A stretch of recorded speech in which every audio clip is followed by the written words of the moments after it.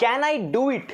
अब काफ़ी बच्चों का बस यही प्रॉब्लम आ रहा है कि क्या मैं इन 2 महीनों के अंदर जेई एडवांस की प्रिपरेशन उस हिसाब से कर पाऊंगा कि क्या मैं जेई एडवांस को क्रैक कर सकता हूं। ये बच्चों के बहुत सारे डाउट्स आ रहे हैं। काफ़ी बच्चों ने मेरे से कमेंट के अंदर भी बोला है कि भैया हमें जेई एडवांस की प्रिपरेशन प्लान बता दो नेक्स्ट 2 मंथ्स का, ताकि हम उस प्रिपरेशन प्लान को अच्छे से फॉलो कर लें और हम अच्छे अपने मार्क्स को सिक्योर करके एक अच्छी आईआईटी में एडमिशन ले ले। देखो यार, ये प्रॉब्लम काफी बच्चों के आ रही है, तो इसलिए आज इस पे मैं आपके लिए वीडियो बना के ले रहा हूं। आपको मैं नेक्स्ट 2 मंथ के अंदर क्या क्या चीजों को आपको ध्यान रखना है, किस प्रकार से आपको प्रिपरेशन करनी है, उन सब के बारे में बात करने वाले हैं। सो बिना देरी करे वीडियो को स्टार्ट करते हैं।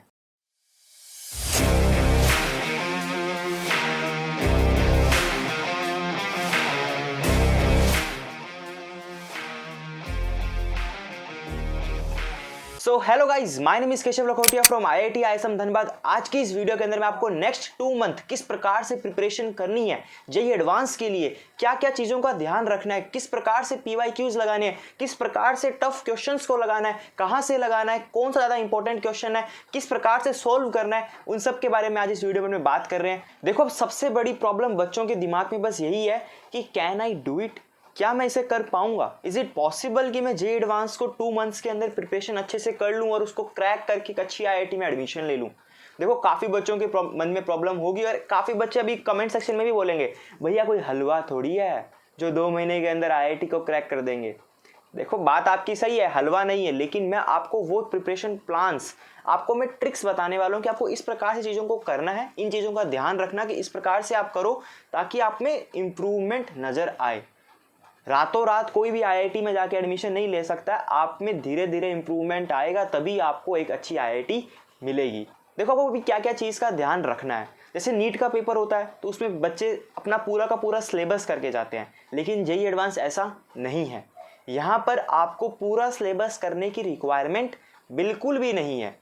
ये बात बिल्कुल सही है कि जेईई एडवांस के अंदर कनेक्टेड क्वेश्चंस आते हैं। वहाँ पे क्वेश्चंस इस प्रकार से होते हैं कि उसमें ऑलमोस्ट 4 से 5 चैप्टर्स मिक्सअप होके आ जाएंगे। तो कहीं ना कहीं आपने यदि एक चैप्टर नहीं कर रखा है तो आपका वो पूरा का पूरा क्वेश्चन नहीं बनेगा, तो आप एक समय ऐसा आएगा कि आप उसमें फंस जाओगे। तो आपको वो कनेक्टेड चैप्टर्स देखने हैं कि यार कौन से ऐसे चैप्टर्स हैं जिसमें से कनेक्टेड क्वेश्चन से पूछता है, तो वहाँ पे आप लोगों को इजी हो जाएगा कि मेरे को ये चैप्टर्स पे तो मेनली फोकस करना है। अब भैया बात करोगे यार ऑर्गेनिक केमिस्ट्री, देखो ऑर्गेनिक केमिस्ट्री में जो रिएक्शंस आती हैं वो कहीं ना कहीं वो सारे चैप्टर्स को मिक्स कर ही देता है, तो इसलिए ऑर्गेनिक केमिस्ट्री में आप चूज करना थोड़ा डिफिकल्ट होगा as compare to the physics and math. Physics and math के अंदर आप चूज कर सकते हो यार, फिजिक्स के अंदर आप ऐसे चूज कर सकते हो कि फिजिक्स के अंदर मैकेनिक्स का पार्ट अलग है, इलेक्ट्रो का पार्ट अलग है, थर्मो का पार्ट अलग है, तो ये 3 पार्ट्स तो वैसे ही अलग हो गए। सिमिलरली मैथ्स के अंदर कि कैलकुलस का पार्ट पूरा तरीके से अलग आ जाता है, थोड़ा सा जो ये सीक्वेंस सीरीज का आगे बाइनोमियल थ्योरम का थोड़ा सा पार्ट अलग चला गया, ठीक है। तो इस प्रकार से आप डिवाइड कर सकते हो चीज़ों को। तो यही आपको एक इंपॉर्टेंट चीज़ देखनी है कि आपको अपना पूरा सिलेबस नहीं कवर करना है। देखो, आपको पता है अभी काफ़ी बच्चे क्या गलतियां कर रहे हैं, वो अभी उन चैप्टर्स पे फोकस कर रहे हैं जो चैप्टर्स उन्होंने आज तक अच्छे से नहीं करे हैं, उन्होंने आज तक उनको अच्छे से नहीं किया। वो उन चैप्टर्स को अभी फोकस करके सोच रहे हैं कि इन चैप्टर्स को कर लेते हैं, यदि यहाँ से क्वेश्चन आएगा तो फोड़ देंगे क्वेश्चन को। देखो यार, ऐसा नहीं है। आपको उन्हीं चीज़ों पर ध्यान रखना है कि जो आपके स्ट्रॉन्ग टॉपिक्स हैं। लाइक आपको पता है कि करंट इलेक्ट्रिसिटी से क्वेश्चन पूछे जाते हैं, आपको पता है कि यार जो थर्मो वाला पार्ट है, थर्मोडायनेमिक्स का जो पार्ट है, उसमें से क्वेश्चंस अच्छे पूछे जाते हैं, तो वो वाला पार्ट आपको अच्छे से कवर करना है। क्योंकि देखो, थर्मोडायनेमिक्स केवल ऐसा नहीं कि फिजिक्स के अंदर है, वो केमिस्ट्री के अंदर भी है, बस थोड़ा सा साइन कन्वेंशन का डिफरेंस है। तो आपको उन चैप्टर्स पे अच्छे से फोकस करना है कि यार यदि मैं एक तरफ से ढंग से करूँ तो मेरा दूसरी तरफ से ऑटोमेटिक कवर हो जाए, ठीक। तो यार आपको ये देखना है कि आपके कौन से वो स्ट्रॉन्ग टॉपिक्स हैं जिन्हें आप अच्छे से कर सकते हैं, जिन पे आपकी अच्छी पकड़ है। यार मुझे पता है आप लोगों ने 2 साल अच्छे से प्रिपरेशन करी है, कईयों ने तो 3-3 साल तक प्रिपरेशन करी होगी अच्छे से, तो उनकी अब तक उनको ये तो पता चल गया होगा यार ये चैप्टर मेरा स्ट्रॉन्ग है, यार इसमें से कोई क्वेश्चन आएगा तो मैं कर देता हूँ। कहीं ना कहीं थोड़ा ज़्यादा डिफिकल्ट आ गया तो नहीं कर पाता, लेकिन कर देता हूँ मोरल लेस, यदि क्वेश्चन आते हैं तो मैं इसको अच्छे से कर देता हूँ, ठीक है। तो यार वो चैप्टर आपका स्ट्रॉन्ग है कहीं ना कहीं, तो आपको उन चैप्टर्स को और अच्छा बनाना है, ठीक। अब भैया और अच्छा कैसे बनाना है, देखो यहाँ पे सवाल आता है 2, या भैया हमें नए क्वेश्चंस की प्रैक्टिस करनी है या हमें भैया पीवाईक्यूज लगाने हैं। देखो, दोनों आप कर सकते हो क्योंकि अभी आपके पास 2 मंथ्स है, जो मुझे लगता है कि मोर देन इनफ है, ठीक है। तो देखो यार 2 मंथ्स के अंदर आप कैसे क्या चीज़ों को प्लान कर सकते हो वो मैं आपको छोटा सा बता देता हूँ। देखो यार, आपके पास 2 ऑप्शंस रहते हैं, या तो आप फुल पीवाईक्यू लगाओ, ठीक है, पूरा सिलेबस का, या आप चैप्टर वाइज पीवाईक्यू लगाओ। ठीक, दूसरा ऐसा रहता है कि आप फुल मॉक पेपर लगाओ या आप चैप्टर वाइज मॉक पेपर लगाओ। देखो पीवाईक्यू के अंदर प्रीवियस ईयर क्वेश्चंस पेपर आ गए, ठीक है, और मॉक पेपर के अंदर नए क्वेश्चंस आ गए। तो आपको है ना दोनों को साथ लेकर चलना पड़ेगा ताकि आपको ये पता चले कि यार जेईई एडवांस कैसे क्वेश्चंस पूछता है, उसकी मेंटेलिटी क्या रहती है क्वेश्चंस की। देखो ये जानना बिल्कुल भी पॉसिबल नहीं है कि यार वो क्वेश्चंस कैसे पूछ लेगा कभी भी, क्योंकि थोड़ा सा पेपर टफ आता है, पैटर्न पूरा डिफरेंस होता है, तो आप नहीं पता कर सकते हो कि कब कौन से चैप्टर को डिफिकल्ट बना के वो आपसे पूछ दे। लेकिन आपको इतना तो पता चल ही जाएगा कि यार इस चैप्टर के हर बार क्वेश्चंस आते हैं और इस चैप्टर से ऐसे ये मोरलेस एक क्वेश्चन तो पूछता ही पूछता है। ये जब आपको पता चल जाएगा तो आपको उन क्वेश्चंस को अच्छे से प्रिपेयर करना है ताकि ऐसा क्वेश्चन आपके पेपर में आए तो आप उन्हें स्किप ना करें ना। यार अब देखो कि यार आपको यदि आईआईटी के अंदर जाना है तो आपको ये ज़रूरी नहीं है कि आपको पूरा का पूरा पेपर देकर आना है। लाइक जैसे नीट के जो बच्चे होते हैं, यदि मेडिकल कॉलेज में जाना होता है, एम्स में जाना होता है, तो उनको पूरा पेपर करके आना होता है ताकि उनके अच्छे स्कोर आए। लेकिन ऐसा जेईई एडवांस के टाइम पे नहीं है। आपको जेईई एडवांस में आपको आईआईटी में जाने के लिए पूरा पेपर देने की बिल्कुल रिक्वायरमेंट नहीं है। आप यदि 50% पेपर भी देकर आ रहे हो विद 80 to 90% एक्यूरेसी के साथ, देन आपका इजीली आईआईटी में सिलेक्शन हो जाएगा। देखो यार भैया, आप 80 to 90% जो एक्यूरेसी आपने बोली है बहुत ज़्यादा बोल दी है। देखो यार, यदि ये ज़्यादा है तो आप इसको अच्छे से कवर भी कर सकते हो, क्योंकि यार आपको पूरा सिलेबस तो कवर कर नहीं रहे हो। आप 50% जब अपना सिलेबस कवर करने की सोच रहे हो तो आप 50% पेपर करके आ जाओगे, ऐसा पॉसिबल नहीं है। कि जो जरूरी नहीं होता कि जो चैप्टर से आप करके जा रहे हो उस चैप्टर से यदि कोई क्वेश्चन आएगा तो आप उसको कर दोगे, ऐसा जरूरी नहीं है। तो कहीं ना कहीं आपको 70 to 80% सिलेबस करना पड़ेगा, ठीक है। देखो 70 to 80% जब आप सिलेबस कर रहे हो तो उसमें से आप यदि 50% पेपर भी करके आ जाओगे और विद एक्यूरेसी के साथ, तो आप अच्छा स्कोर कर सकते हो। अब भैया एक्यूरेसी कहाँ से लाएंगे? उसके लिए आपको क्या करना पड़ेगा? प्रैक्टिस करना पड़ेगा। प्रैक्टिस कैसे करेंगे? पीवाईक्यू लगाओ, मॉक्स लगाओ, चैप्टर वाइज मॉक लगाओ, प्रैक्टिस यहाँ से हो जाएगी। हाई वैल्यू के क्वेश्चंस, मतलब गुड क्वालिटी के क्वेश्चंस लगाओ। भैया पीवाईक्यू कैसे लगाएं?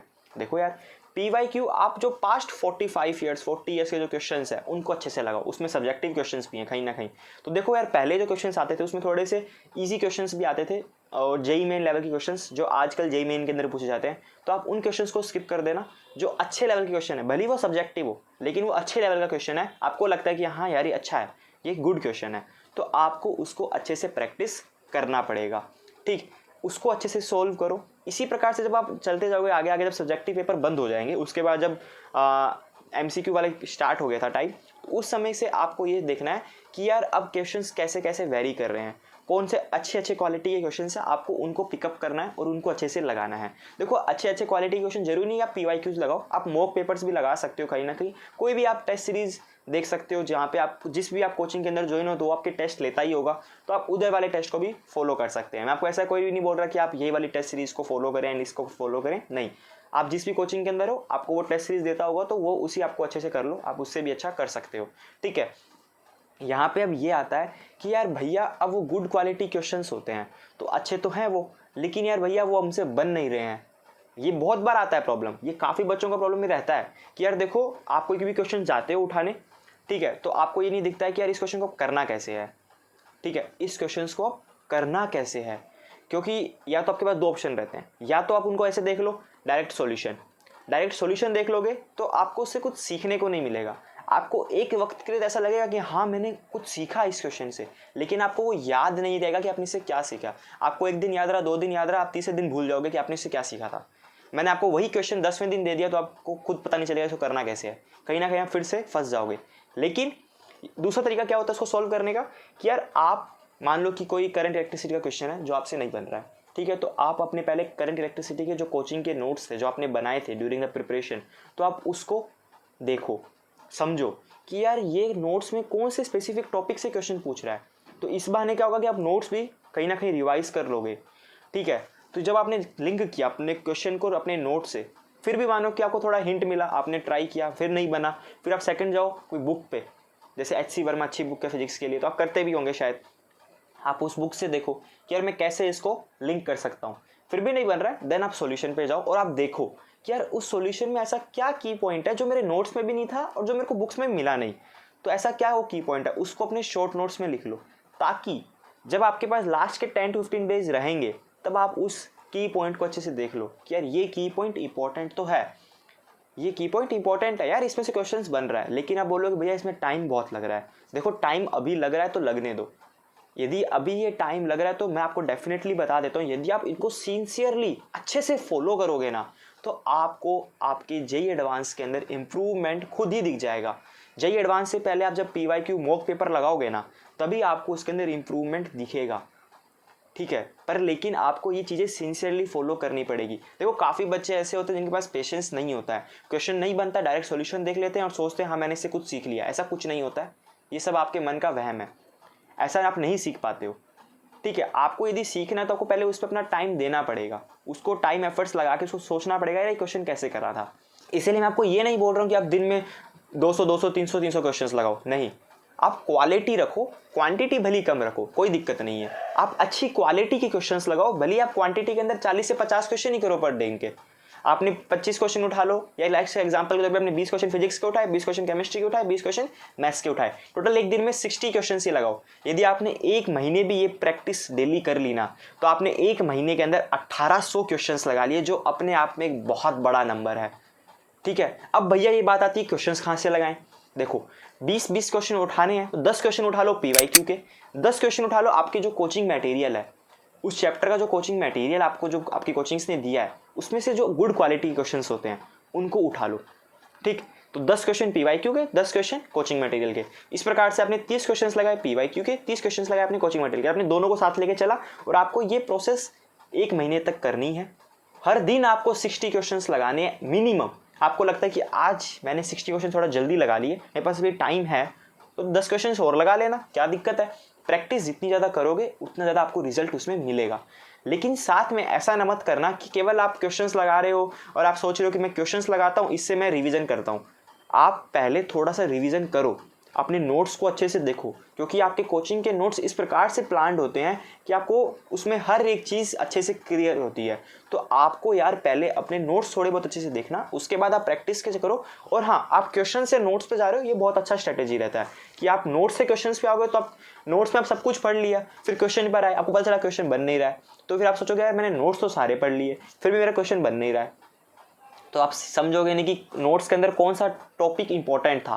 लेकिन आप क्वेश्चन से नोट्स पे जाओगे तो आप एक चीज़ यहाँ पे समझोगे कि यार इस क्वेश्चंस में यार इस टॉपिक से ज़्यादा क्वेश्चंस पूछे जा रहे हैं, तो यार ये टॉपिक इंपॉर्टेंट है। तो जब आप नोट्स रिवाइज करोगे तब आपको पता चलेगा यार ये टॉपिक इंपॉर्टेंट है, तो इस टॉपिक को मेरे को अच्छे से पढ़ना है। इस टॉपिक को मैं बुक से पढ़ लेता हूँ तो बुक से वेल एंड गुड है। यदि केमिस्ट्री का कोई टॉपिक है तो उसको एनसीईआरटी अच्छे पढ़ लो, एनसीईआरटी हो गई यार, कोई भी ऑर्गेनिक केमिस्ट्री की जो भी आप रेफरेंस बुक आप कर रहे हो, नहीं कर रहे हो तो कोचिंग का जो मटेरियल है उसको अच्छे से कर लो, ठीक है। तो यार यहाँ पे आप इस प्रकार से अच्छे से प्रिपरेशन कर सकते हो। अब ना बात करते हैं यार भैया, आपने हमें ये तो बता दिया कि टफ क्वेश्चंस कैसे लगाने हैं, क्वेश्चंस कहाँ से लगाने हैं, पीवाईक्यू को कैसे सॉल्व करना है, पर डे कितने क्वेश्चंस लगाने हैं, पर डे कितने क्वेश्चन को कैसे अटेम्प्ट करना है, पर डे कितने क्वेश्चंस को आप अटेम्प्ट कर रहे हो उसको अपना रिजल्ट देखना है कि यार क्या मुझे रिजल्ट मिल रहा है। तो यार यहाँ पे आपको अभी आपके पास 2 महीने हैं मोरलेस, तो कहीं ना कहीं आपको ये देखना है कि यार आपने 7 डेज में 6 डेज क्या करें, 60 क्वेश्चंस लगाए। 7th जो डे आता है लाइक संडे ही आता है, तो आपको एक अपना जेईई एडवांस का मॉक पेपर लगाना है। भैया मॉक पेपर कहाँ से मिलेगा? देखो आपके कोचिंग्स वाले पहली बात करवा रहे होंगे, नहीं करवा रहे तो आपको ऑनलाइन बहुत सारी ऐसी वेबसाइट्स है लाइक एलन हो गया, ठीक है, रेजोनेंस हो गया, यहाँ पे आपको काफ़ी सारे मॉक पेपर ये लोग करवाते रहते हैं, तो आप उनको वहाँ पे फ्रीली आपको मिल जाएंगे, आपको पेमेंट देने की ज़रूरत नहीं है, फ्रीली आपको मिल जाएंगे मॉक पेपर्स, तो आप उनको लगा सकते हो, ठीक है। आपको 7th डे में मॉक पेपर लगाना है, ठीक, तो आपको उसमें खुद को रिजल्ट दिख जाएगा कि हाँ यार थोड़ा इम्प्रूवमेंट तो मेरे में हुआ है। तो यार देखो मैंने आपको ये तो बता दिया कि आपको सिलेबस पूरा नहीं करना है, 70 to 80% सिलेबस बोल रहा हूँ। तो यार देखो उसमें वो टॉपिक्स उठाना जो कनेक्टेड है आपस में, वो चैप्टर्स उठाओ जो आपस में कनेक्टेड है। फिजिक्स केमिस्ट्री के अंदर, फिजिक्स केमिस्ट्री मैथ्स में, देखो केमिस्ट्री में आप उठा नहीं पाओगे ऑर्गेनिक केमिस्ट्री के अंदर, क्योंकि उसके अंदर मिक्सअप पूरा रिएक्शंस को कर देते हैं वो लोग, तो ऑर्गेनिक केमिस्ट्री को अच्छे से करना है। और यार ऑर्गेनिक केमिस्ट्री मैं से समझता हूँ as a JEE point of the view से कि यार केमिस्ट्री इतना टफ नहीं होता है, खासकर तो ऑर्गेनिक केमिस्ट्री, उसमें आप स्कोर कर सकते हो, लेकिन आपको उसमें थोड़े एफर्ट्स डालने पड़ेंगे। जितने एफर्ट्स आप मैथ्स फिजिक्स में डाल रहे हो उतने एफर्ट्स यदि आपने ऑर्गेनिक केमिस्ट्री में डाल दिया ना, तो डेफिनेटली है कि आपको ऑर्गेनिक केमिस्ट्री के सारे क्वेश्चंस बन जाएंगे। इसमें काफ़ी बच्चे भैया बोलेंगे भैया मैं रटने का थोड़ा सा मतलब कम रहता है कि हमें ज़्यादा रट नहीं पाते हैं, चीज़ों को याद करते हैं तो भूल जाते हैं, तो कोई दिक्कत नहीं है, एफर्ट्स डालो, प्रैक्टिस करो, हो जाएगा। ठीक है, जो मैंने आपको भी बताया कि प्रैक्टिस कैसे करनी है, डेली 20 क्वेश्चन उठाओ, 60 क्वेश्चन ही करो। क्वांटिटी जरूरी नहीं है ज़्यादा रखो, दिन के 100-250 क्वेश्चन करो, नहीं, क्वालिटी मैटर करती है, क्योंकि जेईई एडवांस भी क्वालिटी बच्चों को उठाता है, क्वांटिटी में नहीं उठाता है बच्चों को, क्वालिटी में उठाता है।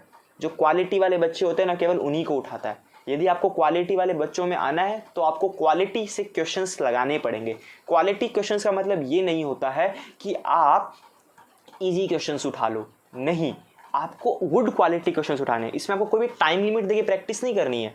ऐसा जरूरी नहीं है कि मेरे को 1 घंटे में ये करना है, नहीं नहीं नहीं, टाइम आप लगाओ। उसमें आपको यदि 5 घंटे लग रहे हैं, 6 घंटे लग रहे हैं तो लगाओ, कोई दिक्कत नहीं है। अभी प्रिपरेशन करनी पड़ेगी तो करनी पड़ेगी, लेकिन अभी आपने 2 महीने अच्छे से प्रिपरेशन कर ली तो आपको, या तो किसी का लास्ट अटैम्प्ट होगा तो उसको वैसे भी IIT नहीं मिलेगा, यदि किसी का सेकंड अटैम्प्ट हो, फर्स्ट अटैम्प्ट है तो उसको दोबारा अटैम्प्ट देने का ट्राई ना करना पड़े, उसका इसी अटैम्प्ट में अच्छे से अच्छे IIT के अंदर सिलेक्शन हो जाए। तो अभी प्रिपरेशन में टाइम लग रहा है तो लगाओ। यदि आप उन 60 क्वेश्चन को करने में आपको 6 घंटे लग रहे हैं तो लगा देना यार, लेकिन गुड क्वालिटी क्वेश्चन उठाना, उसमें आपको होनेस्टी रखनी पड़ेगी अपने से कि ऐसा नहीं इजी क्वेश्चन उठा लिए और खुद से खुश हो रहे हैं, हाँ मेरे से तो सारे क्वेश्चंस बन गए, मैं तो IIT कर लूँगा। नहीं होगा, खुद को भ्रम में रखने में कुछ नहीं होने वाला है। थोड़ा सा बी प्रैक्टिकल से सोचो, किस प्रकार से प्रिपरेशन करनी थी वो मैंने आपको बता दिया है। फिर भी कोई डाउट आता तो मुझे कमेंट आउट कर देना, मैं आपको इस पर भी डेफिनेटली वीडियो बना दूंगा। एंड यार अभी तक चैनल को सब्सक्राइब नहीं किया तो सब्सक्राइब कर लो एंड बेल आइकन पे ऑल पे क्लिक जरूर कर देना, वीडियो को लाइक एंड हर जगह शेयर करना और एक प्यारा सा कमेंट जरूर करना कि यार आपको जो मैंने स्ट्रेटेजी बताई है, जो प्रिपरेशन प्लान्स बताएं, ये आपको कैसे लगे और क्या आप इसे फॉलो कर रहे हैं। यदि यस तो डेफिनेटली कमेंट सेक्शन के अंदर लिखना यस भैया, और साथ में यार वीडियो को जगह जगह शेयर कर दो अपने हर व्हाट्सएप कोचिंग ग्रुप्स के अंदर, ताकि यार ये वीडियो हर बच्चों तक पहुंच सके और उनको प्रिपरेशन के अंदर हेल्प मिल सके। Hope so you like this video, thank you for watching this video, bye bye.